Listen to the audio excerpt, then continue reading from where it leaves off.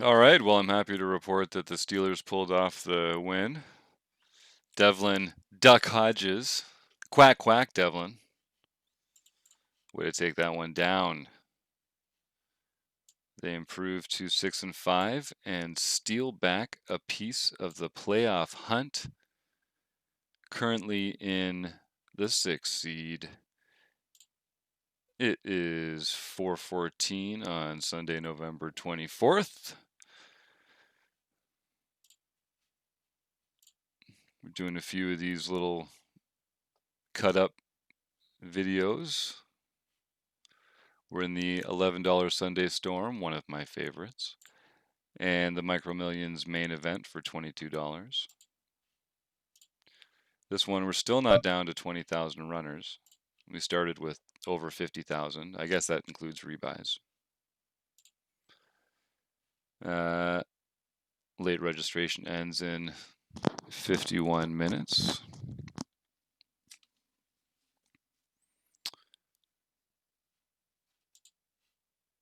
No, thank you.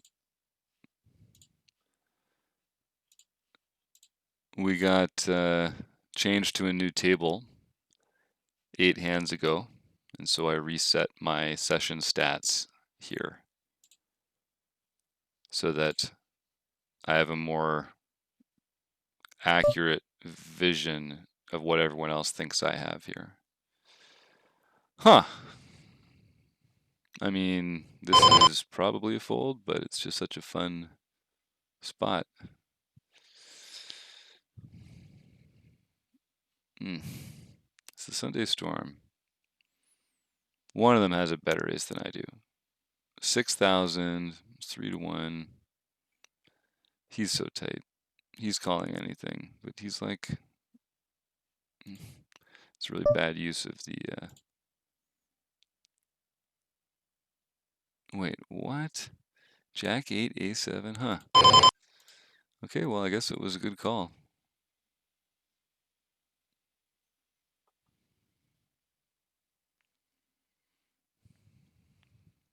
Weird.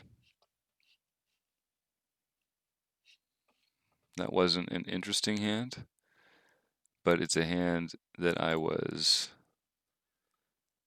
live and unsure about, and so we tag that for study later.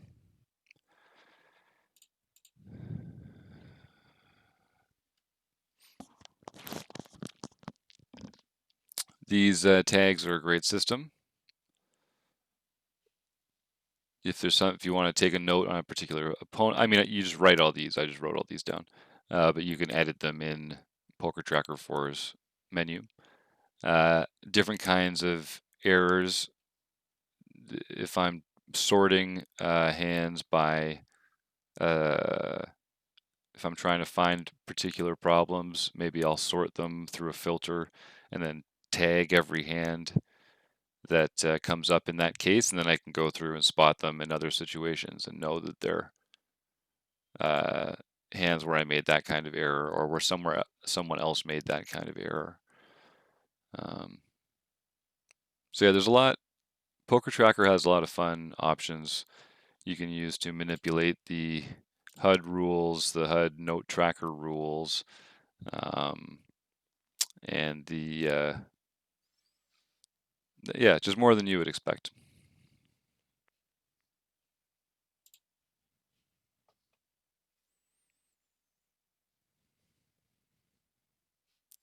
So here we've got a slightly above average chip stack on a pretty wide and aggressive table, given that is an average. Ditto over here, except we have a slightly less than average chip stack. You can tell from the color of the tables that these are freeze out tournaments. I changed the colors of the tables according to what kind of tournament it is. Green tables are cash games, yellows are standard freeze outs.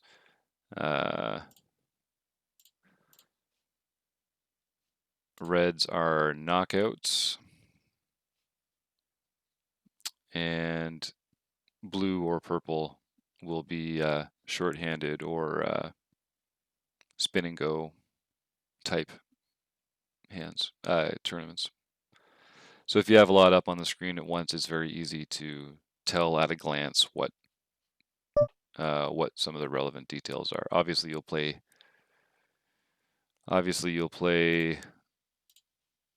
certain hands differently in a freeze out than you will in a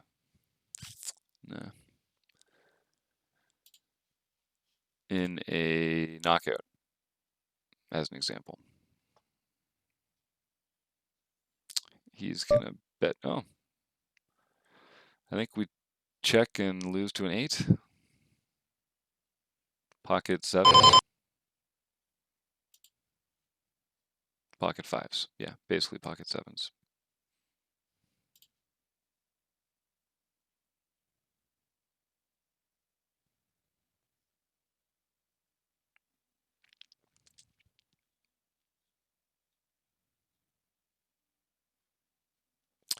So we could have repped the 6 there.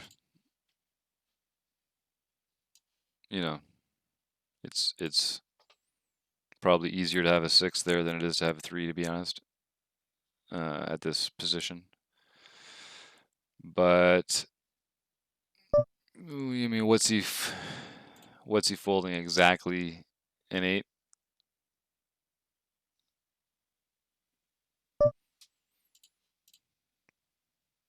Probably does fold pocket 5s. If we knew he had 5s, because we could be betting any of these cards if we with that bet. Maybe not the 10.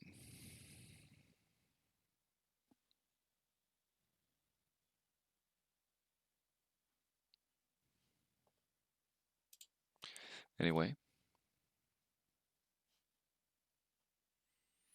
one thing I promise you, you are going to see a lot of mistakes. When I start playing poker perfectly all the time, that'll be exactly when it's time to walk away. I don't think we have to worry about that anytime soon. Luckily for me.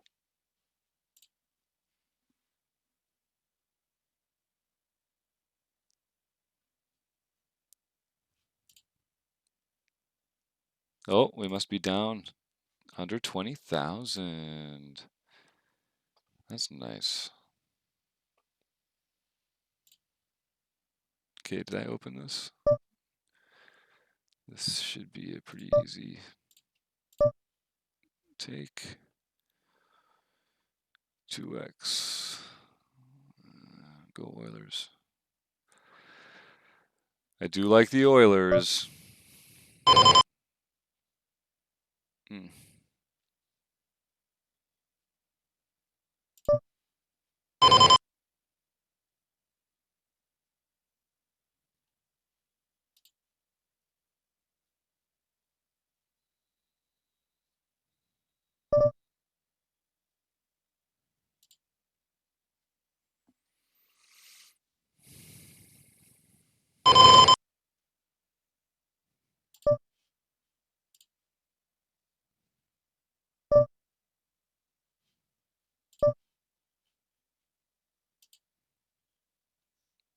Okay, what are we gonna get?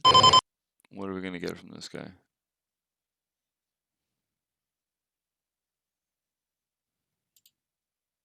I'm the effective stack.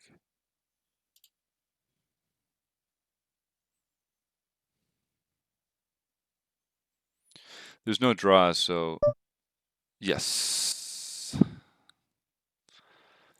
Okay, does he have pocket 8s? That's literally the only hand we're worried about.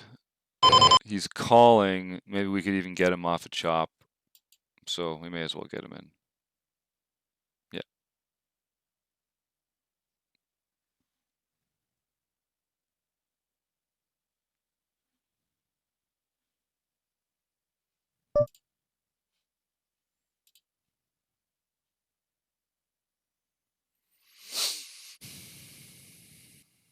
That's a weird play.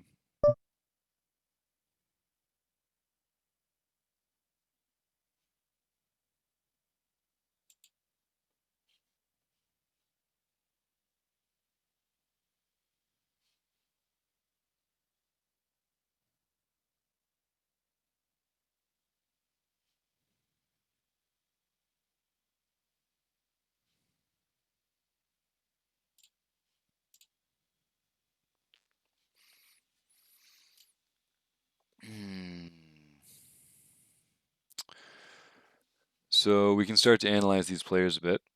17, 10, 5, he's obviously a tag.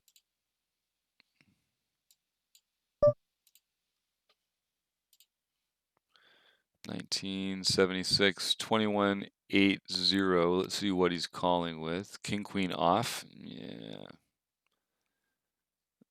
That's pretty laggy. Limp fold 0.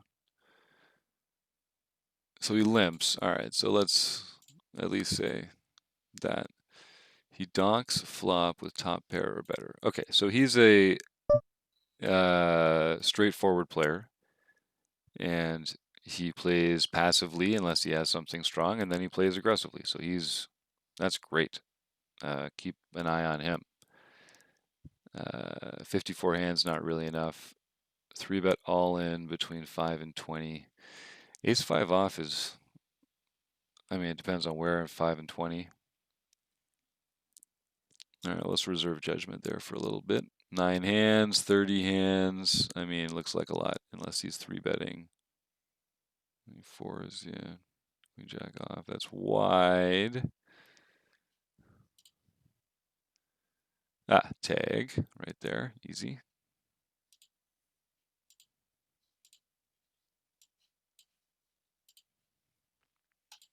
Okay. What about over here? 18. All right.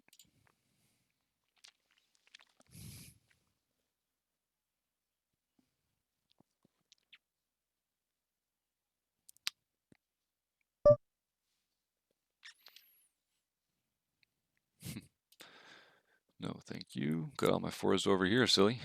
Wrong board.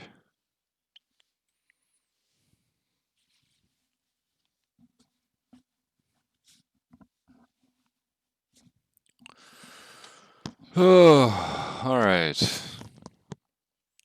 425.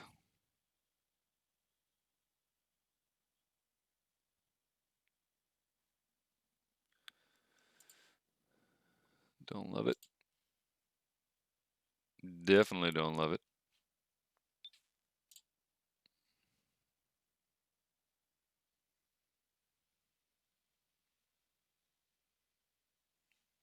This is annoying, but there's nothing you can do.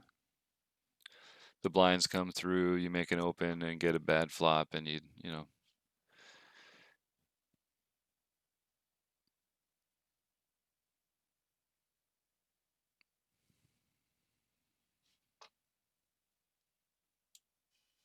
Put up the Poker Tracker 4 software. You can see the last several hands, and it's just bad hands. You know, we got in there with, oh no, actually we're glad we didn't because they got all crazy. Ace Jack, we made a little money. 6s, yeah, what are you gonna do? That one was maybe, yeah, no, I think we did that one pretty well. It's just one of those things that's an extremely small sample size, and it makes, you know, it like is discouraging to see your line go down, but it's really is statistically insignificant. It's the kind of thing that you have to just not give emotional attachment to. You can't let that affect your decision making. Now, listen, where you are right now, that matters. Your actual chip stack right now compared to the rest of the tournament, that is relevant. But what's not relevant is 2 hands ago, did I have this many chips and now I have this many? Or did I used to have this many chips and I just doubled up? Those things don't matter. And so don't allow them to affect your play. Now, we all do. I'm going to today, but try not to. He's so tight. Who's got the shove stacks here? I think we can sneak one through here.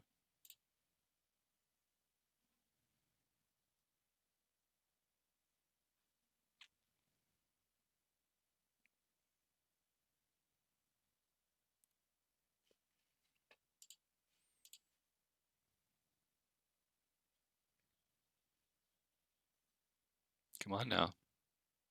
Hey. Yeah, I don't really believe in any two. Certainly not under the gun. That's not what I'm saying at all. But I do believe in expanding your ranges when you see good spots.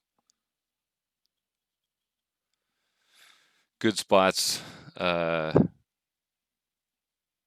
taking advantage of them is how you make more money than the other people at the table who were just playing robotically.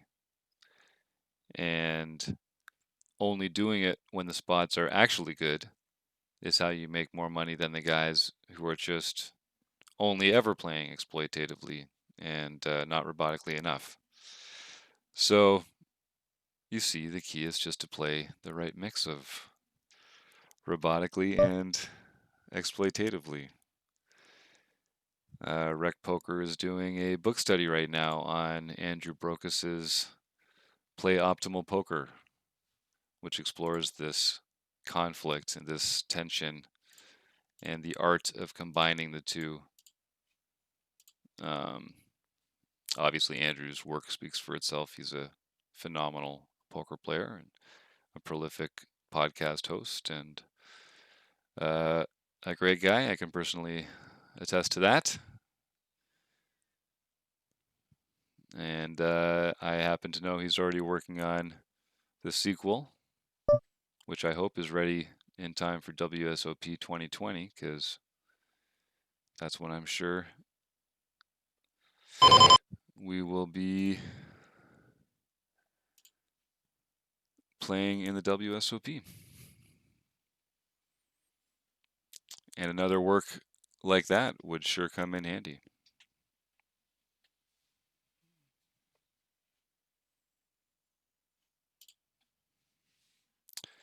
Maybe that was a little too big.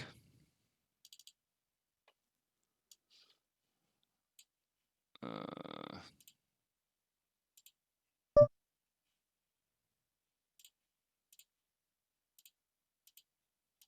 2x, yeah. I mean, it's out of position. So, yeah, and he's going to call, and it's going to be a little more than a pot size bet. No, I think that's right.